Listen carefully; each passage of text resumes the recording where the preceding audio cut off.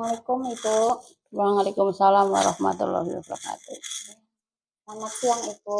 Selamat siang. Apa kabarnya Bu hari ini? Alhamdulillah baik. Baik, sehat. Alhamdulillah. Semoga Ibu dalam keadaan sehat. Amin amin. Dilindungi sama Allah Ibu. Amin. Ibu mohon maaf sebentar nih. Saya minta waktunya sebentar untuk berbincang-bincang mengenai Ibu sebagai kepala sekolah, ya, Ibu Asih Andayani sebagai kepala sekolah di TK Pertiwi Puspitarini. Saya sebagai CGP itu punya tugas untuk mewawancarai kepala sekolah saya Ibu. Jadi ini tugas dari modul 3.1 tentang pengambilan keputusan berdasarkan nilai-nilai kebajikan sebagai seorang pemimpin. Ya, nilai-nilai kebajikan di sini kan kita sudah tahu ya Bu, ada nilai kebajikan kebaikan, kesetiaan, jujur, terus kan ada banyak sekali. Nah, terus saya juga ada tugas tentang demonstrasi kontekstual. Nah, ini untuk memenuhi tugas saya Ibu. Ya, apakah Ibu bersedia Ya, untuk siap bersedia diwawancarai? Iya, terima kasih Bu. Ya, saya kan ingin menggali ilmu ya Bu sama Ibu. Iya. Ibu sudah punya banyak sekali pengalaman mengenai penyelesaian suatu kasus, terutama kasus yang di situ ada nilai dilema etika dan rujukan moral, di mana Ibu mengambil keputusan A, tetapi nanti bertentangan dengan keputusan B yang sama-sama nilainya benar. Sedangkan keputusan yang dilema bujokan moral berarti antara keputusan A salah, keputusan bertentangan dengan keputusan B yang benar, begitu Ibu. Nah, apakah Ibu pernah mengalami suatu kasus di situ ada nilai-nilai dari dilema etika Ibu? Pernah. Iya. Bisa Ibu ceritakan Ibu bagaimana? Ya, saya pernah punya anak didik yang berkebutuhan khusus yang di sekolah kami, tapi anak itu anak yang mengganggu teman yang lain, yang mengakibatkan setiap hari itu ada anak yang nangis akibat dinakali anak tersebut. Oh, begitu ya Bu. Bisa diceritakan lebih rinci Ibu, nakalnya seperti apa ini? Nakalnya itu tiap hari mencubit temannya atau menendang atau menjambak rambut temannya sampai rambutnya terlepas seperti itu. Ya, begitu ya Bu.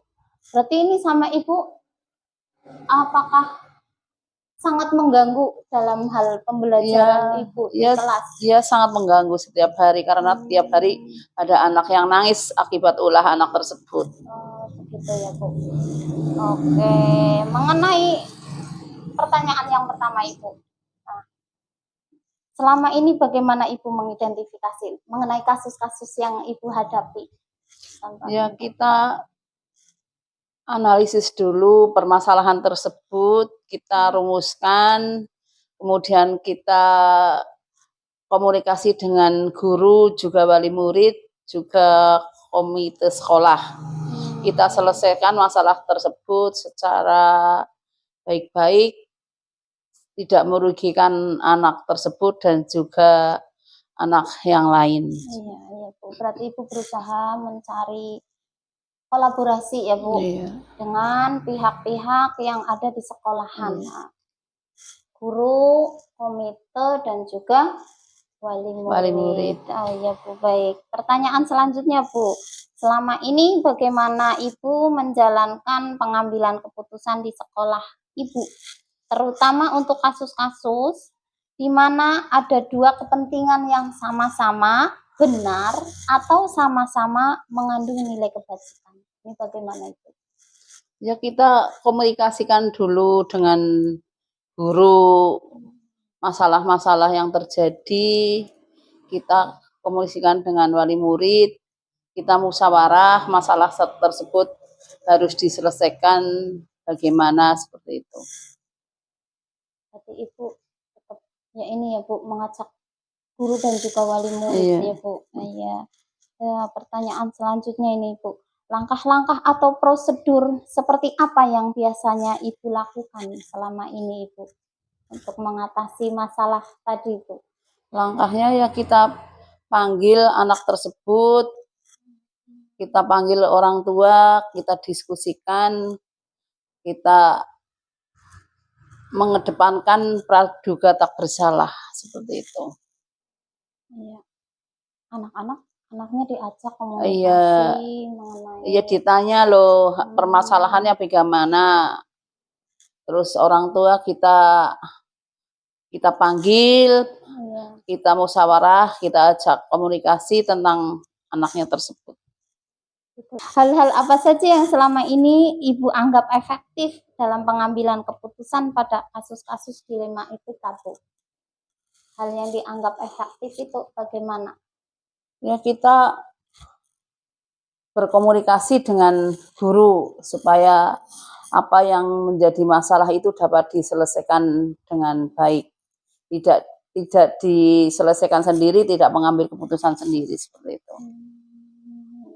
Melibatkan semua pihak. Ya. Ibu, jadi nanti kalau semua pihak yang terkait diajak musyawarah kan nanti jadinya lebih jelas ya Bu. Iya. Pengambilan keputusan nanti diharapkan bisa Keputusan yang paling baik. ya, yang paling baik ya Bu.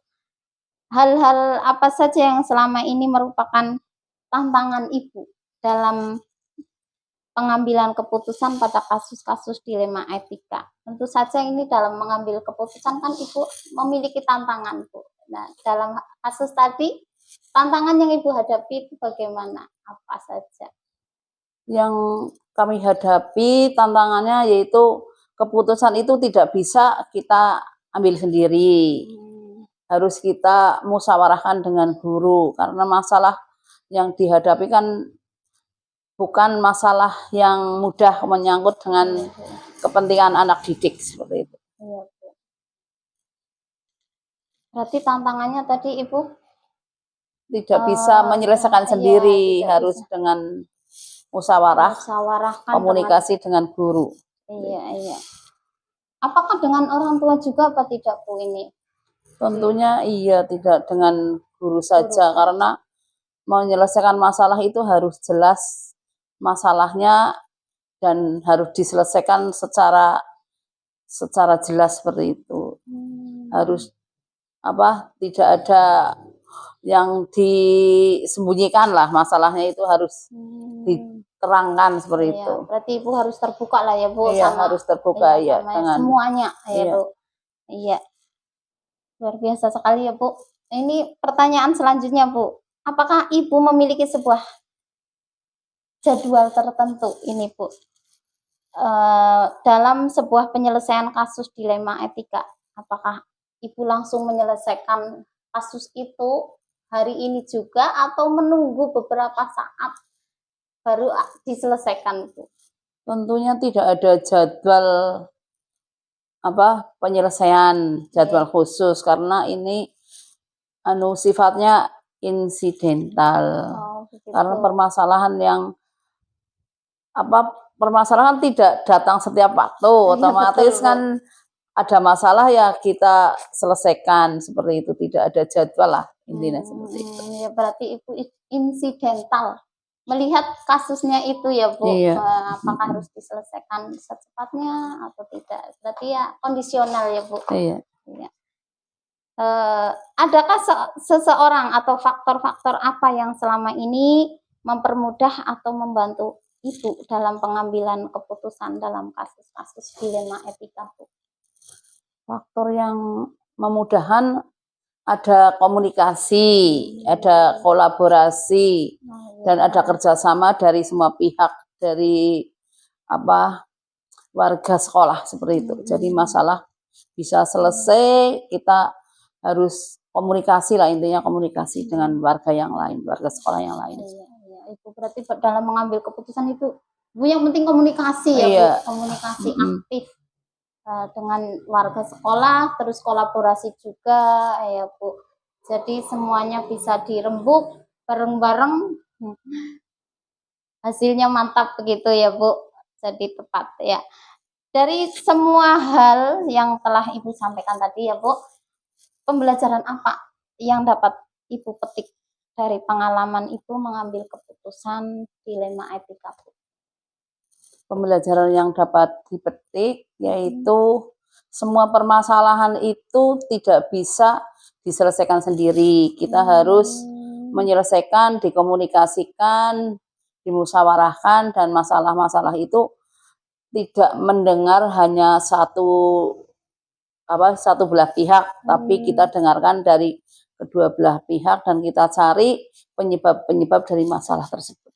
Iya Bu. Berarti kita harus mencari tahu, bukan hanya satu pihak. Iya. Tapi juga berbagai pihak yang terkait ya Bu. Ya jadi semua permasalahannya jelas begitu ya Bu. Kolaborasi juga penting ternyata. Ya Bu, terima kasih sekali Bu. Ini tak terasa semuanya sudah saya tanyakan semuanya Bu. Ibu luar biasa sekali. Saya berharap bisa mengambil apa ya, pengalaman, bisa belajar banyak dari Ibu tentunya. Ibu sudah memiliki banyak sekali pengalaman baik, pengalaman mengambil keputusan. Senang sekali berbincang dengan Ibu. Terima kasih, sama-sama. Semoga saya bisa belajar dari Amin, Ibu amin, ya Bu. Mohon maaf bila mengganggu waktunya Ibu. Ya, saya akhiri Bu. Assalamualaikum warahmatullahi wabarakatuh. Waalaikumsalam warahmatullahi wabarakatuh.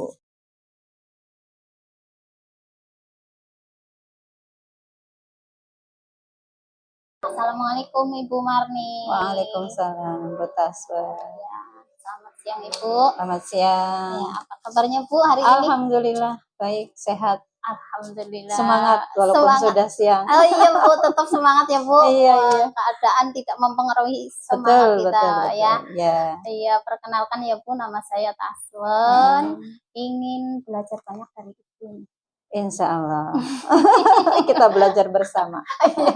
Iya, ini berkaitan dengan guru penggerak Bu. Saya mau belajar tentang pengambilan keputusan berdasarkan nilai-nilai kebajikan sebagai pemimpin Ibu.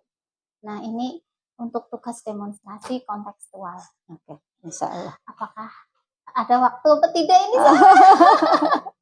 Alhamdulillah bisa. Oh iya, terima kasih ya Bu atas waktunya ini Bu. Nah, untuk yang pertama Ibu, selama ini bagaimana Ibu dapat mengidentifikasi kasus-kasus yang merupakan dilema etika atau bujukan moral? Kasus-kasus yang termasuk dilema etika atau bujukan moral. Jadi kalau dilema etika itu kita mengambil keputusan ya Bu, di antara keputusan yang satu benar, tapi nanti bertentangan dengan keputusan yang lain. Benar juga begitu Bu, kita harus mengambil salah satunya itu Bu. Tapi kalau bujukan moral berarti kita mengambil keputusan, ini keputusan yang salah, tapi ini bertentangan dengan keputusan yang benar begitu loh Bu. Di antara itu Bu. Ibu bagaimana? Yang dilema apa tadi etika ya? Dilema etika kita kadang pada saat kita melaksanakan tugas, kita kan saya sebagai kepala sekolah tapi juga harus mengajar. Iya harus mengajar, tapi pada saat yang bersamaan ada undangan mendadak, rapat kepala sekolah misal sekecamatan gitu ya. Ya ini dilema buat saya. Misal guru kelas sedang berhalangan, saya harus menggantikan, tapi suatu saat juga pada saat yang sama saya harus ini jalan keluarnya saya mengambil guru pendamping dari, kan kelas kami ada 4 ya, dari guru pendamping itu kami ambil untuk menggantikan posisi saya di kelas yang tadinya kosong. Oh, begitu. Jadi anak-anak tidak kapiran Oh istilahnya, iya Bu. tapi alhamdulillah saya juga bisa menghadiri rapat yang saat itu memang sudah direncanakan. Berarti agar semuanya bisa berjalan ya Bu, Iya, kita cari alhamdulillah. pendamping Oke, gitu ya oke. Bu. Terus untuk identifikasi ini Mas, kasus-kasus ini bagaimana Ibu awalnya Bu? Mencari pendamping yang pertama ya Bu. Terus yang kedua apa Bu? Ini kita apa ya, kayak tadi antara kita kan pilih untuk menghadiri rapat nggih. Nah, ini rapatnya juga kita tanyakan dulu kira-kira rapatnya apa gitu ya. Bisa tidak diwakilkan dengan yang lain. Kalau misalnya memang itu sangat urgent, harus kepala sekolah yang hadir, yaitu yang saya pilih rapatnya. Berarti memastikan waktu ya Bu. Memastikan itu persoalannya apa gitu ya. Iya Bu, baik Bu. Untuk yang kedua Bu, selama ini bagaimana Ibu menjalankan pengambilan keputusan di sekolah Ibu? Terutama untuk kasus-kasus di mana ada dua kepentingan yang sama-sama benar atau sama-sama mengandung nilai kebajikan, itu bagaimana Bu? Ya, sebelum kita mengambil keputusan, karena kita di sekolah tidak sendiri, ada dewan guru, kita diskusikan rapat mendadak gitu ya. Ini saya ada misalnya kita ngasih informasi bahwa di saat yang bersamaan saya ada undangan rapat gitu ya. Nah, kita minta pendapat dari teman-teman sebaiknya bagaimana. Sudah kita kasih tahu juga tadi, sudah cari informasi bahwa rapatnya ini penting dan harus KS yang hadir gitu ya. Nah, ini berbagai masukan dari teman, kita kita jadikan tampung, itu kita tampung yang terbaik yang mana. Nah, itu yang nanti akan kita laksanakan. Intinya ini berarti komunikasi komunikasi ya, Bu? Komunikasi dengan warga, teman di lembaga. Iya. Oke Bu, langkah-langkah atau prosedur seperti apa yang biasa Ibu lakukan selama ini? Langkah-langkahnya tadi kasus itu. Ya, kita bertanya dulu ya. Bertanya dulu tadi komunikasi, mungkin tadi yang mengundang kita mungkin ketua IGTKI atau siapa. Ya tanya dulu seurgen apa pertemuan ini, kalau memang harus kami yang harus datang sendiri. Kemudian ada yang terlibat juga gitu ya. Ada yang terlibat tadi, kalau misalnya ini sesuatu yang urgen saya harus hadir, nah kita libatkan teman-teman sejawat kita, teman-teman guru yang ada di sekolah, supaya kebijakan keputusan yang kita ambil nantinya tidak merugikan salah satu pihak. Iya, seperti itu. Begitu ya Bu. Berarti Ibu melihat siapa yang harus hadir, siapa yang mengundang, apakah saya harus langsung datang atau bisa diwakilkan atau tidak ya Bu. Baik Bu, hal-hal apa saja yang selama Ibu anggap efektif dalam pengambilan keputusan pada kasus-kasus dilema etika? Kalau efektifnya itu ya supaya tidak ada pihak-pihak yang dirugikan gitu ya. Begitu ya Bu. Misalnya dari kita pengambilan keputusan ini, kok ternyata anak nggak ada yang ngajar. Misal ternyata ada guru-guru yang nggak tahu kalau saya ini sedang rapat gitu ya, berarti kan kurang informasi ya. Nah, ini harus kita jaga, itu harus seefektif mungkin, tidak ada pihak-pihak yang dirugikan. Gitu ya Bu. Ibu harus menghadiri rapat tapi anak tidak ada yang mengajar kan anak-anak rugi, sudah berangkat sekolah. Betul. Orang tua juga nanti ya ikut bertanya-tanya, mungkin melihat saya sedang dalam perjalanan gitu ya, nggak ada pemberitahuan saya pergi kemana gitu. Betul Bu. Komunikasi lagi ya Bu. Selanjutnya Bu, hal-hal apa saja yang selama ini merupakan tantangan dalam pengambilan keputusan pada kasus-kasus dilema etika? Tantangannya ada ya, dari semua guru itu kan beda orang, beda pikiran, beda pendapat. Betul. Walaupun awalnya mungkin kita udah kumpul, kita sudah membuat keputusan, katakanlah kasus yang tadi, oh iya Bu Marni harus berangkat, Iya, gitu betul, ya. ya. Tapi suatu saat nanti ada tamu, saya sedang berangkat, ada tamu gitu ya. Mm-mm. Nah itu juga tantangan, mungkin tamu yang berkepentingan dengan kepala sekolah. Kadang kemarin guru saya itu, Bu kemarin ada tamu nyariin Bu Marni, tapi Bu Marni sedang keluar gitu. Nah itu sebenarnya tantangan. Jadi itu sudah diputuskan, tapi apa ya? Qadarullah ada kejadian apa di luar kemampuan kita Iya, gitu ya. betul, Kita betul, tadinya sudah anak-anak nggak kafiran nih, terus kita udah melaksanakan tugas kita juga rapat tugas. gitu ya, tapi ada ada tamu gitu ya yang memang butuh kehadirannya kepala sekolah. Nah ini dalam sudah keputusan itu akhirnya ada teman-teman yang tadinya itu Bu Marni harusnya diwakilkan Oh, gitu iya, ya, betul, Bu. diwakilkan saja. Jadi kalau ada tamu Bu Marni standby. Nah itu tantangan buat saya. Jadi tadinya udah satu keputusan, ternyata ada pemikiran lain gitu, ada pemikiran kejadian lain ya, misalnya ya Bu. Nah itu tantangan buat saya. Memang pribadi masing-masing lah ya Bu. Pribadi Bagaimana kita masing-masing. menyikapi Iya, masalah, betul. menyikapi orang yang sedang ada dilema ya Bu. Iya betul. Okay. Baik Bu. Apakah Ibu memiliki sebuah jadwal tertentu untuk penyelesaian masalah ini Bu? Enggak ada. Enggak ada ya. Karena Kenapa dari itu? setiap kasus ya penyelesaiannya ya kondisional ya. Ada kasus ya baru ada penyelesaian gitu. Gitu ya, Bu. Kita nggak punya jadwal, tapi manakala ada kasus kita duduk bareng paling enggak dengan warga sekolah terutama. Pada saat itu kita selesaikan kasusnya gitu. Lihat permasalahan iya, Bu. betul. Harus diselesaikan hari ini. Harus hari Atau ini, bisa ditunda. Harus secepatnya Iya, betul ya. Ya Bu. Adakah seseorang atau faktor-faktor yang selama ini mempermudah atau membantu Ibu dalam pengambilan keputusan ini Bu? Banyak, ya banyak, terutama teman-teman kita ya.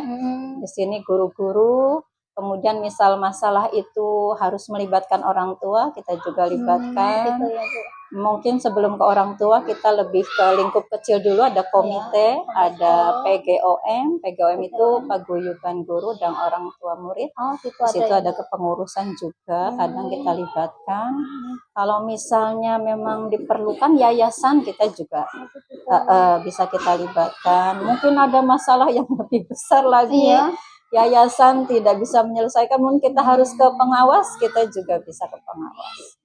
Baik Bu, Ibu melihat lagi tergantung masalahnya, tergantung masalah ya Bu. Tapi ini ya kolaborasi berarti kolaborasi, ya Bu. Tidak sendiri ya. Tidak sendiri.